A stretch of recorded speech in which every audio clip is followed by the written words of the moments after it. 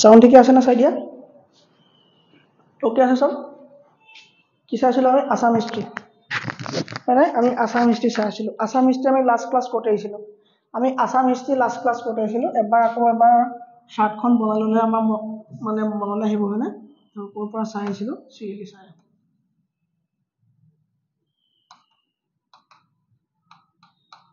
Assam history চ' Assam history আমি কি discussion কৰিলোঁ ফাৰ্ষ্ট অফ অল আমি আছাম হিষ্ট্ৰী তোমাৰ প্ৰি হিষ্ট্ৰী পিৰিয়ড ডিছকাশ্যন কৰা হৈ গ'ল নিঅলিথিক কালচাৰ ডিছকাছ কৰা হৈ গ'ল মেটেল এজ ডিছকাছ কৰা মানে শিলৰ যুগ ডিছকাছ কৰা হ'ল আৰু মেগালিথিক এজো আমি ডিছকাছ কৰা হ'ল প্ৰথমতে আমি কি ডিছকাছ কৰিলোঁ আছাম হিষ্ট্ৰী প্ৰি হিষ্ট্ৰী যেনেকৈ আমাৰ ইণ্ডিয়ান হিষ্ট্ৰী প্ৰি হিষ্ট্ৰী আছিলে তেনেকৈ আমি Assam history pre history discuss কৰিলোঁ নিঅলিথিক এজ ডিছকাছ কৰিলোঁ মানে নৱ শিলৰ যুগ হয়নে নিঅলিথিক পিৰিয়ড নিঅলিথিক পিৰিয়ড আমি ডিছকাছ কৰিলোঁ আমি মেগালিথিক পিৰিয়ড কৰিলোঁ নে কৰিলোঁ মেটেল এজ কৰিলোঁ নে কৰিলোঁ মেটেল এজ কৰিলোঁ হয়নে আমি কি ক'লে মেগালিথিক পিৰিয়ড ডিছকাশ্যন কৰিলোঁ মেগালিথিক কৰিলোঁ আৰু কিছু আমাৰ লিটাৰেৰী চ'ৰ্চেছ হয়নে মানে সাহিত্যিক যিবিলাক উৎস হয়নে সাহিত্যিক উৎস চ' সাহিত্যিক যিবোৰ উৎস আছিলে সেই উৎসবিলাকো আমি ডিছকাশ্যন কৰিলোঁ এই সাহিত্যিক উৎসবিলাকৰ ভিতৰত আমি কি কৰিলোঁ আমি ফৰেন লিটাৰেচাৰ কৰিলোঁ নে আৰু আৰ্কিঅলজিকেল চ'ৰ্চেছ কৰিলোঁ নে কৰিলোঁ হয়নে আমি ইয়াৰ ভিতৰতে ফৰেন লিটাৰেচাৰ কৰিছিলোঁ ফৰেন লিটাৰেচাৰ কৰি ল'লোঁ মানে কি বিদেশী সাহিত্যবিলাকো আমি ৰচনা মানে যিবোৰ আলোচনা কৰিলোঁ ন বিদেশী সাহিত্যৰ যিবোৰ প্ৰমাণ আছিলে সেইসমূহ আলোচনা কৰিলোঁ ফৰেন লিটাৰেচাৰ আমি আলোচনা কৰিলোঁ তাৰপৰা আমি আৰ্কিঅলজিকেল চ'ৰ্চ আৰ্কিঅলজিকেল মানে কি আছিলে আৰ্কিঅলজিকেল পুৰাতত্ত্ব বিভাগৰ পৰা যিসমূহ উৎস পোৱা যায় মানে আৰ্কিঅলজিকেল চ'ৰ্চ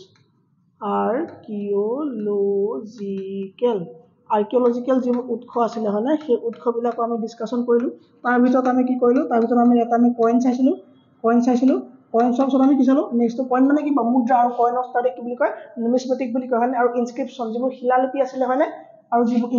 ইনস্ক্ৰিপশ্যন মানে কি শিলালিপি এই ইনস্ক্ৰিপশ্যনছবিলাক ডিছকাশ্যন কৰিলোঁ লগতে আমি ৰিমেইন যিখিনি যিবিলাক মেটেৰিয়েল আছিলে হয়নে চব মেটেৰিয়েলখিনি আমি মেটেৰিয়েল যিখিনি আমি বস্তু পাইছিলোঁ ন মেটেৰিয়েল যিসমূহ চ'ৰ্চেছ বা ৰিমেইনছ আছিলে মানে ধ্বংসাৱশেষ বুলি ক'ব পাৰা ৰিমেইনছ যিবোৰ থাকি যোৱা আছিলে ন চ' এইখিনিও আমি চাই পেলাই শেষ কৰিলোঁ তাৰপৰা আমি আৰু মিথলজিকেল হিষ্ট্ৰী পঢ়িলোঁ নে মিথলজিকেল হিষ্ট্ৰীত আমি পঢ়িলোঁ তাত আমি কি পাইছিলোঁ আমি তাত 3টা ডাইনাষ্টিৰ বিষয়ে পাইছিলোঁ না যে প্ৰাগজ্যোতিষ পুৰত কি হৈছিলে 3টা ডাইনাষ্টি শাসন কৰিছিলে কি কৈছিলে তাত প্ৰাগজ্যোতিষ পুৰত 3টা ডাইনাষ্টিয়ে শাসন কৰিছিলে বুলি আমি মিথলজিকেল হিষ্ট্ৰীত সেইখিনি পঢ়িলোঁ এইখিনি আমাৰ পঢ়া হৈ গ'ল কি আছিলে মিথলজিকেল হিষ্ট্ৰীত কি পঢ়িলোঁ আমি মিথলজিকেল হিষ্ট্ৰী পঢ়িলোঁ মানে আগৰ যিখিনি হিষ্ট্ৰী আছিলে ন মিথলজিকেল হিষ্ট্ৰী আমি গম পালোঁ যে 3টা ডাইনাষ্টি শাসন কৰিছিলে 3 ডাইনাষ্টিজ ৱেৰ ৰুলড মানে 3 ডাইনাষ্টি আছিলে ডাইনাষ্টি মানে কি ডাইনাষ্টিজ মানে কি তোমাৰ মানে বংশ 3টা বংশ শাসন কৰিলে বুলি আমি পাইছিলোঁ আৰু প্ৰথমতে আমি দানৱ বংশ বুলি পঢ়িছিলোঁ হয়নে দানৱ ডাইনাষ্টি বুলি ক'লোঁ আমি দানৱ বংশ বুলি পালোঁ দানৱ বংশ বুলি পঢ়িলোঁ ছেকেণ্ডটো আমি কি পঢ়িলোঁ আমি অসুৰ বংশ হয়নে অসুৰ বংশ আৰু এটা কি আছিলে তোমাৰ ভৌম বংশ হয়নে চ' ভৌম আৰু অসুৰ বংশ বুলি পালোঁ ভৌমা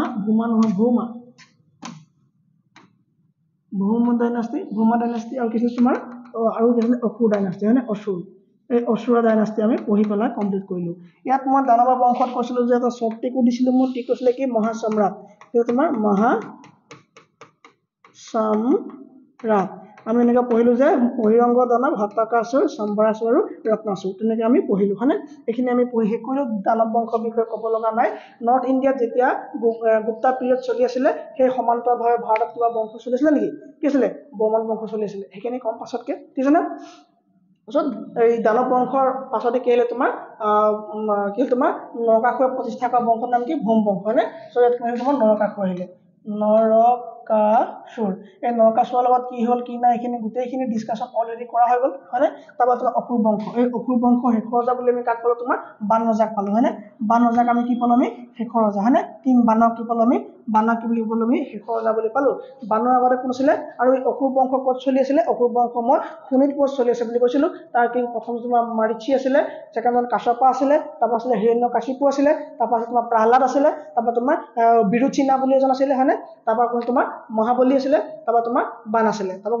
আছিলে চ' বানত আমি শেষ কৰিছিলোঁ যে আমি কি হৈছিলোঁ যে চ' এইখিনিলৈকে আমি মিথলজিকেল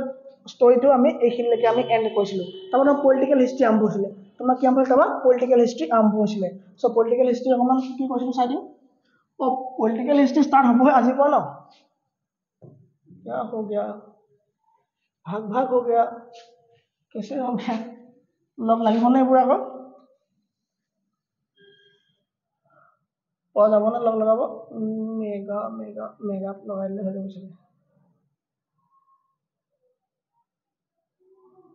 ओके হৈ গল হয়নে মেগা আমি কি চল তাবা এই বেলেগ স্লাইড লম কি আছে আমি তাবা কিছু আমি পলিটিক্যাল হিস্ট্রি আৰম্ভ হৈছিল আমাৰ পলিটিক্যাল হিস্ট্ৰি আৰম্ভ হৈছিল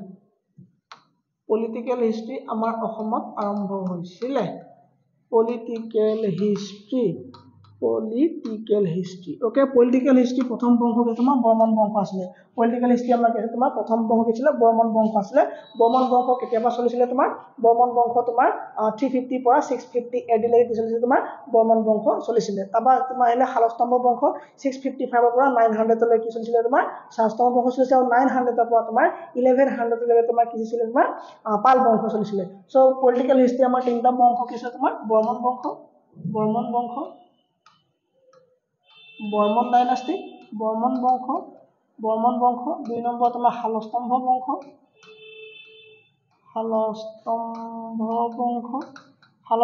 বংশ পাছত 3 নম্বৰ কি তোমাৰ পাল বংশ এটা তোমাৰ পাল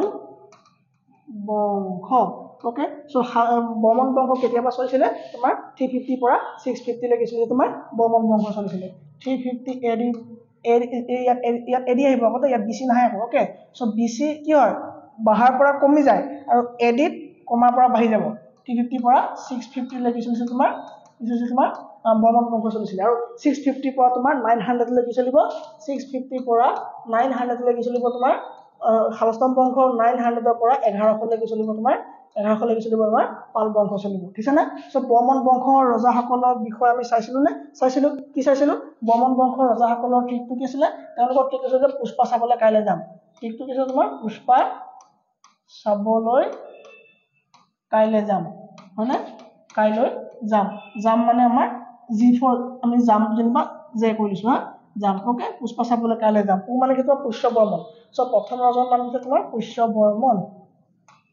বৰ্মন আৰু আমাৰ এপটো এতিয়া আহি গল দেই আকৌ ইজনে সকলোৱে এপটো ডাউনলোড কৰি লোৱাটো একদম বাধ্যতামূলক হৈ গৈছে আৰু এতিয়া ঠিক আছে যেনেকুৱা হিষ্ট্ৰি তোমালোকে কোচিং ইনষ্টিটিউচনত যেতিয়া যাবা ন তোমাৰ পৰা 70000 ল'ব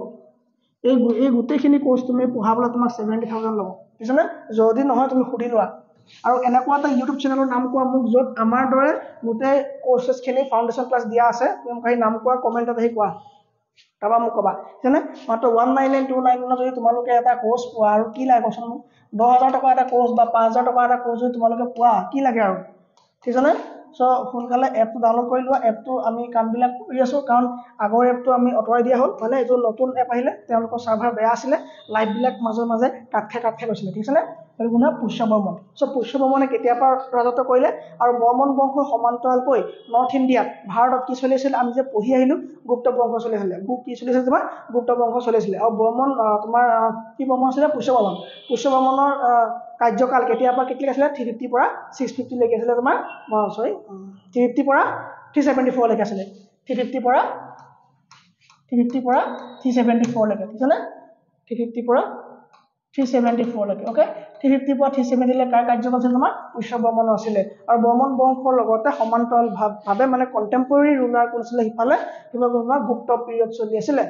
তোমাৰ গুপ্ত পিৰিয়ড চলিছিল তা কি বুলি কোৱা হয় তা তোমাৰ সমুদ্ৰগুপ্ত তোমাৰ সমান্তৰাল বুলি কোৱা হৈছে না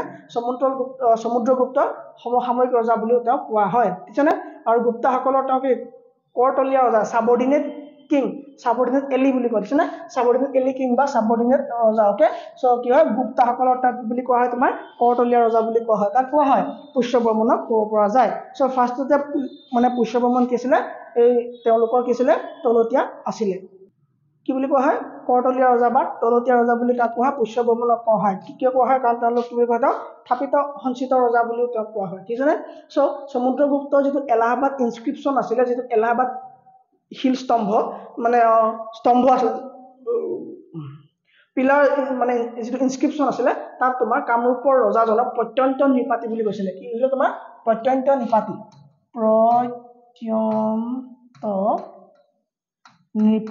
হয়নে এই প্ৰত্যন্ত নিপাতি বুলি কাক আছিল তোমাৰ কামৰূপৰ ৰজাৰ নাম তোমাৰ সমুদ্ৰগুপ্তৰ এলাহাবাদ ইনস্ক্ৰিপচনত কি বুলি উল্লেখ কৰিছিলে প্ৰত্যন্ত নিপাতি বুলি উল্লেখ কৰিছিলে কি হৈছিলে প্ৰত্যন্ত নিপাতি বুলি উল্লেখ কৰিছিলে ভাস্কৰ বৰ্মনৰ যিবিলাক চিল আছিলে সেই চিল বিলাকৰ লগত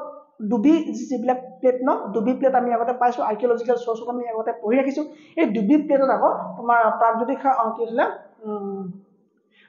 গুপ্তাসকলৰ স্থাপিত সঞ্চিত ৰজা বুলি কৈছিলে ঠিক আছে নে সো এলাহাবাদৰ যিবিলাক কুমাৰ ভাস্কৰ বৰ্মনৰ যিবিলাক তোমাৰ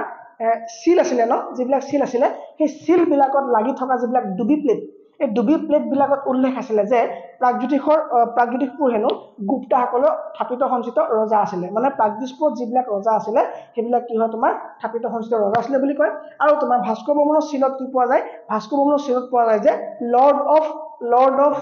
অফ প্ৰাগজ্যোতিষা তাক কোৱা হয় পুষ্য বৰ্মনক লৰ্ড অফ প্ৰাগজ্যোতিষা বুলি কোৱা হয় লৰ্ড অফ প্ৰাগজ্যোতিষা বুলি কোৱা হয় ঠিক আছে আৰু তেওঁ ইণ্ডিপেণ্ডেণ্ট ৰুলাৰ পাছতহে হ'লগে প্ৰথমে যে তেওঁ ইণ্ডিপেণ্ডেণ্ট ৰুলাৰ নাছিলে তেওঁলোক কি আছিলে তেওঁলোক গুপ্তসকলৰ তলতীয়া আছিলে কিন্তু পাছলৈ কি কৰে তেওঁ প্ৰাগজ্যোতিষপুৰক বহুত ওপৰলৈকে লৈ গ'ল আৰু প্ৰাগজ্যোতিষপুৰ তেওঁ কি হ'ল তোমাৰ ইণ্ডিপেণ্ডেণ্ট ৰুলাৰ তেওঁ স্বাধীন ৰুলাৰ বনিছিলে কি হয়নে ঠিক আছে এইখিলা কাৰো মানে ডাউট নাই ঠিক আছে হ'ব এইখিলা কাৰো ডাউট নাই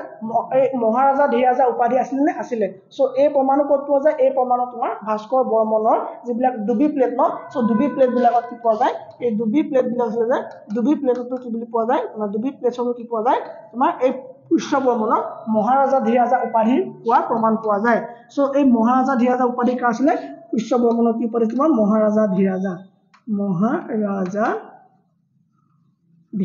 উপাধি কাৰ আছিলে তোমাৰ পুষ্য বৰ্মনৰ আছিলে আৰু পুষ্য বৰ্মনৰ পাছত তেওঁ সাকসেছৰ কোন আহিব পুষ্য বৰ্মনৰ পাছৰ ৰজা কোন হ'ব তোমাৰ সমুদ্ৰ বৰ্মন ঠিক আছে নে পুষ্পা চাবলৈ কাইলৈ যাম পুষ্পা মানে হ'ল তোমাৰ পুষ্য বৰ্মন সা মানে হ'ল তোমাৰ সমুদ্ৰ বৰ্মন বা মানে হ'ল তোমাৰ বালা বৰ্মন ঠিক আছে নে কা মানে হ'ল তোমাৰ কল্যাণ বৰ্মন তেনেকৈ তোমাৰ G4 তোমাৰ যাম মানে কি তোমাৰ গণপতি বৰ্মন হৈ যাব সো পুষ্য বৰ্মনৰ পাছত কোন আহিব তেওঁ সমুদ্ৰ বৰ্মন কোন আহিব সমুদ্ৰ বৰ্মন ওকে সমুদ্ৰ বৰ্মন আহিব সমুদ্ৰ বৰ্মনে কেতিয়াবা কেতিয়ালৈকে ৰুল কৰিব তেওঁ তোমাৰ 374 পৰা 398 লৈ কি কৰিব তেওঁ সমুদ্ৰ বৰ্মনে ৰুল কৰিব তেওঁ হিমানখিনি কাম নকৰে কিজনে তেওঁ হিমানখিনি কাম নকৰে বৰ এটা হেই না তেওঁ কি হৈছিল তেওঁ মহাৰাজা ধীৰাজা উপাধি তেওঁ লৈছিলে নে তেওঁ মহাৰাজা ধীৰাজা উপাধি লৈছিলে নেক্সট আহিব তোমাৰ বালা বৰ্মন এইখিনি কোৱা হৈছিলে ন 398 ত বালা বৰ্মন আহিব 422 লৈ কি হ'ব বালা বৰ্মনে ৰুল কৰিব তেওঁৰ হিমান এটা হেৰি নাছিলে তাৰ তোমাৰ কল্যাণ বৰ্মনে 422 পৰা কিমান আহিব 422 পৰা 446 লৈ কোন আহিব তোমাৰ কল্যাণ বৰ্মন আহিব তাৰ আহিব তোমাৰ গণপতি বৰ্মনৰ কাৰ্যকাল কিমান 440 পৰা 470 440 পৰা 470 আহিব ঠিক আছে নে তাৰ কোন আহিব তোমাৰ আৰু এই গণপতি বৰ্মনৰ প্ৰমাণ ক'ত পোৱা যায় তোমাৰ উমাচল পাহাৰৰ যিবিলাক ইনস্ক্ৰিপচন আছিলে তাত পোৱা যায় আৰু সেই লিপিৰ মতে সেই ৰক ইনস্ক্ৰিপচনৰ মতে তেওঁ উপাধি কি পাইছে তেওঁ কি পাইছে তোমাৰ মহাৰাজা ধীৰাজা উপাধি তেওঁ পাইছে এইখিনি আমি পঢ়ি পেলাই কমপ্লিট কৰি ৰাখিছিলো ৰাইট এইখিনি আমি পঢ়ি পেলাই কমপ্লিট কৰি ৰাখিছিলো ঠিক আছে নে আৰু এইটো আজি নতুন এপৰ টেষ্টিং ক্লাছ আছিলে সো আৰু নকৰোতো দীঘলীয়া নকৰো ঠিক আছে নে সো নেক্সট ক্লাছৰ পৰা আমাৰ হিষ্ট্ৰী একদম ধুনীয়াকৈ আৰম্ভ হ'ব সকলোৱে খালি এপটো ডাউনলোড কৰি লওক আৰু বহুত আপোনালোকে ফালতু চেনেল সাবস্ক্ৰাইব কৰি ৰাখিছে আমাৰটো কৰি ৰাখক মোৰ লাভটো বাদ দিয়ক না আপোনালোকৰ বহুত লাভ হ'ব জানে বহুত বেছি লাভ হ'ব থ্যাংক ইউ ভেৰি মাচ